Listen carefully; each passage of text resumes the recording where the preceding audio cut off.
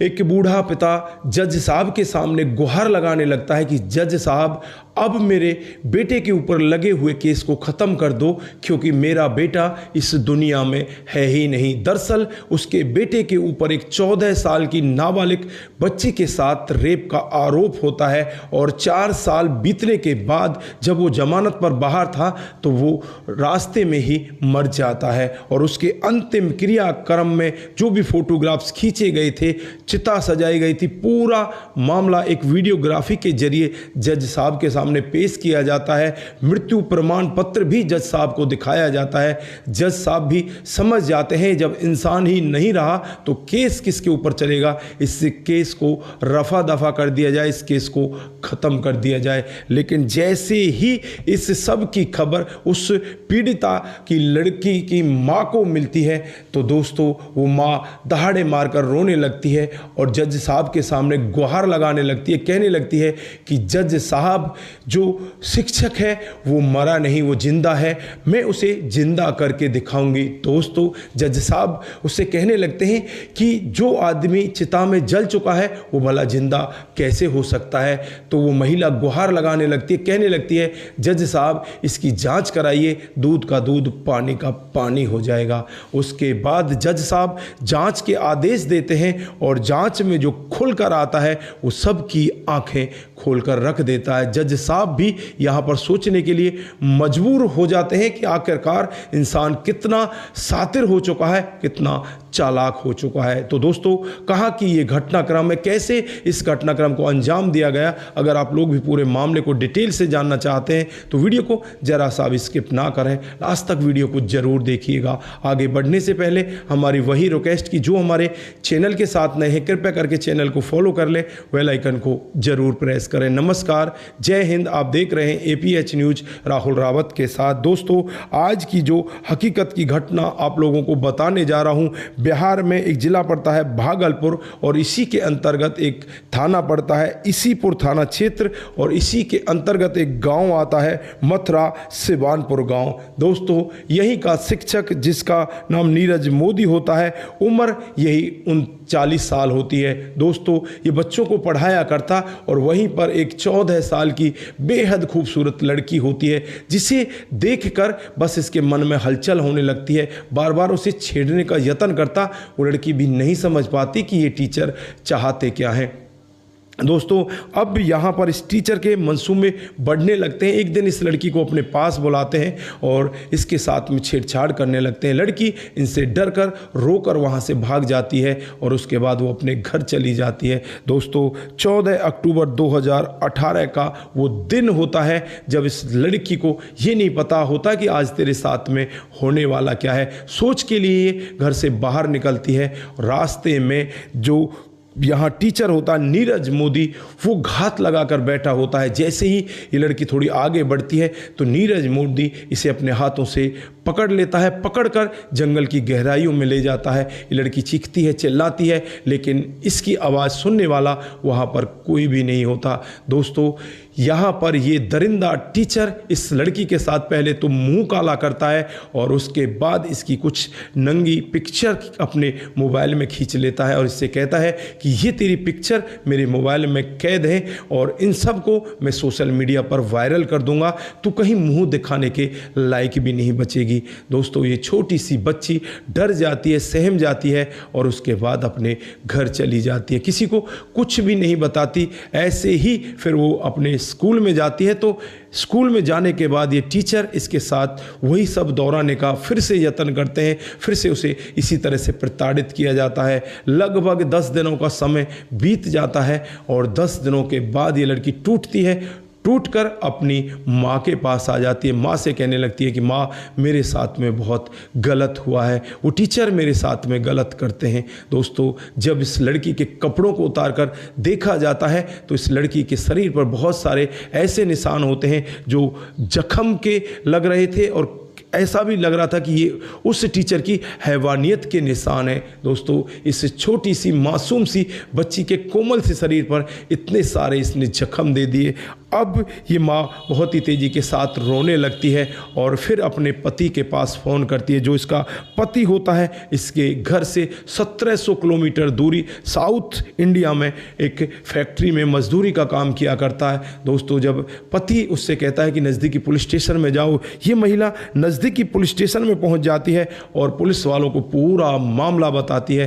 Police वाले भी यहाँ पर हरकत में आते हैं और फिर पॉक्सो एक्ट के तहत ही एफआईआर दर्ज कर ली जाती है और इस नीरज मोदी को गिरफ्तार कर लिया जाता है। गिरफ्तार करने के बाद इसे जेल के अंदर बंद कर दिया जाता है। दोस्तों, यहाँ इस पीड़िता के घर वालों को कई बार धमकाया भी जाता है कि तुम इस केस को वापस ले लो, नहीं तो तुम्हारे साथ में अच्छा नहीं होगा। लेकिन ये लोग डरते नहीं और ये केस आगे चलता रहता है।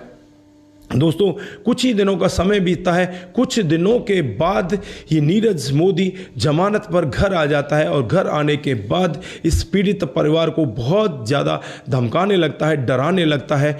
अब यहाँ पर ये पीड़िता परिवार कुछ भी ज़्यादा नहीं कह पाता कि इनका मामला कोर्ट के अंदर चल रहा है, जज साहब इस मामले को देखेंगे। लेकिन जैसे ही कुछ और समय बीतता है, एक दिन का वाक़या होता है। जो नीरज मोदी होता है अचानक बीमार हो जाता है और बीमारी के चलते हुए उसकी मौत हो जाती है। दोस्तों, उसके जो पिता होते हैं राजा राम, उसकी डेड बॉडी को उठाते हैं और गंगा के घाट के किनारे जाकर उसकी अंतिम विदाई दे दी जाती है। यहाँ पर वीडियोग्राफ भी बनाए जाते हैं, फोटो खींचे जाते हैं और जो मृत्यु प्रमाण पत्र है वो भी बनवा लिया जाता है। और उसके बाद जो पिता राजा राम हैं वो सीधे जज साहब के पास पहुंच जाते हैं और जज साहब से गुहार लगाने लगते हैं कि जज साहब, अब तो मेरे बेटे के ऊपर से वो केस ख़त्म कर दो, मेरा बेटा इस दुनिया में रहा ही नहीं है। दोस्तों, जज साहब भी जब पूरे सबूत देखते हैं तो जज साहब को भी ऐसा लगता है कि वाकई में ही जब इंसान ही नहीं रहा तो केस किसके ऊपर चलेगा,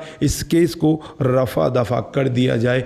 लेकिन यहाँ पर जो पीड़िता की माँ होती है जज साहब के सामने गुहार लगाने लगती है और कहने लगती है कि जज साहब, जो नीरज मोदी है वो मरा नहीं है, वो जिंदा है, आप इसकी जांच करवाइए। फिर जज साहब कहने लगते हैं कि एक आदमी मर चुका है, चिता पर जल चुका है, आप क्या कह रही हो, कहीं आपका दिमाग खराब तो नहीं हो गया, आपका संतुलन तो खराब नहीं हो गया मानसिक। तो यहाँ पर वो कहने लगती है कि नहीं जज साहब, मेरा मानसिक संतुलन बिल्कुल ठीक है, मैं ठीक हूँ और मैं ये दावा करती हूँ कि जो यहाँ पर दिखाया गया वो सब मिथ्या है, ये सब फेक वीडियोज आपके सामने यहाँ लाकर दिखाए गए हैं। तो वो कहता है कि मृत्यु प्रमाण पत्र भी तो है, वो कहती है कि ये मृत्यु प्रमाण पत्र भी फेक है। दोस्तों, फिर यहाँ पर जज साहब जो थाने के इंचार्ज होते हैं रोहित पासवान, उनको ये मामला सौंपा जाता है और उनसे कहा जाता है कि आप जाइए और इस मामले की जांच करिए। जो रोहित पासवान हैं वो उस गांव में जाते हैं और लगभग 250 घरों में पूछताछ करते हैं और यहाँ पर जो उनके रिश्तेदार होते हैं रिश्तेदारों से भी पूछताछ करते हैं। एक चीज़ और यहाँ पर देखने को मिलती है, जो हिंदू रीति रिवाज होता है, अगर किसी घर में किसी व्यक्ति की मौत हो जाती है तो वहाँ पर ज़्यादातर लोग अपना मुंडन कराते हैं, लेकिन यहाँ पर तो बस पिता ने ही मुंडन कराया था। और जब गांव के लोगों से पूछताछ की जाती है कि क्या तुम उसके अंतिम संस्कार में शामिल हुए थे, तो कोई भी यहाँ पर हाँ नहीं भरता। सब लोग कहते हैं कि हमें तो इस मामले के बारे में पता ही नहीं था। रिश्तेदारों से जब पूछा जाता है तो पता चलता है कि रिश्तेदार भी यही कहते हैं कि जो नीरज मोदी है उसकी मौत हो चुकी है, हमें इस सब के बारे में जरा-सी भी भनक नहीं है। दोस्तों, अब पुलिस अपनी पूरी जांच पड़ताल में लग जाती है और जांच पड़ताल में लगने के बाद इस नीरज मोदी को गिरफ्तार कर लिया जाता है। गिरफ्तार करके जब जज साहब के सामने पेश किया जाता है, पूरी रिपोर्ट बनाकर पेश की जाती है, तो जज साहब भी यहाँ पर सोचने लग जाते हैं कि यार आज का इंसान कितना शातिर हो चुका है, कितना चालाक हो चुका है, एक पिता अपने बेटे को बचाने के लिए क्या कुछ कर रहा है। दोस्तों, फिलहाल यहाँ पर 9 जनवरी 2023 को इस मामले का फैसला आता है। जो नीरज मोदी होता है उसे 14 साल की सज़ा सुनाई जाती है, 1 लाख रुपए का उसके ऊपर दंड लगाया जाता है और 3 लाख रुपए उस पीड़ित परिवार को देने के लिए कहा जाता है। इधर जो उसके पिता हैं उनके बारे में भी अभी जांच पड़ताल वो लोग कर रहे हैं और कह रहे हैं कि जल्दी उन्हें गिरफ्तार कर लिया जाएगा। पूरी जांच पड़ताल होने के बाद पिता को भी गिरफ्तार गिरफ्तार कर लिया जाता है, उसे भी जेल के अंदर बंद कर दिया जाता है। दोस्तों, अब यहाँ पर चारों तरफ हंगामा होने लगता है कि एक पिता कितना सातिर हो चुका है, अपने बेटे को बचाने के लिए उसकी मौत की लीला रच देता है। तो दोस्तों, यहाँ पर आप लोग क्या कहना चाहते हैं? क्या कहना चाहते हैं उस पिता के बारे में? क्या कहना चाहते हैं उस हैवान टीचर के बारे में?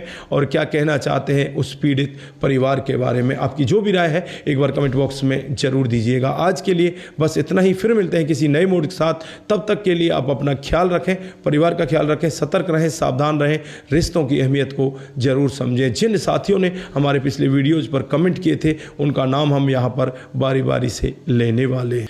दोस्तों, जो सबसे पहला कमेंट आता है वो बलवीर सिंह का आता है। वो लिखते हैं कि इसकी भी तो गलती है, जब वो देख रही थी इससे फिर भी इसमें काम नहीं कर दारू पीता रहा, फिर भी अपने बच्चों को पाल रही थी, फिर भी उसको तनख्वाह लेता और वो क्या करती, बच्चों को पालना था और कुछ भी करेगी तो उसने सही किया। बहुत बहुत धन्यवाद। उसके बाद सपन देह जी हमें सुपर लिखते हैं, आपका बहुत बहुत धन्यवाद। कुमार केसी जी, जय श्री राम जय शंभू, जय श्री राम जय शंभू। उसके बाद राम गोसाई जी, बेवफाई की सज़ा मिल गई, बहुत बहुत धन्यवाद। उसके बाद राजेश नोटियाल जी हमें कमेंट करते हैं, बहुत बहुत धन्यवाद। उसके बाद रमाकांत कुशवाहा जी का कमेंट आता है, बहुत बहुत धन्यवाद।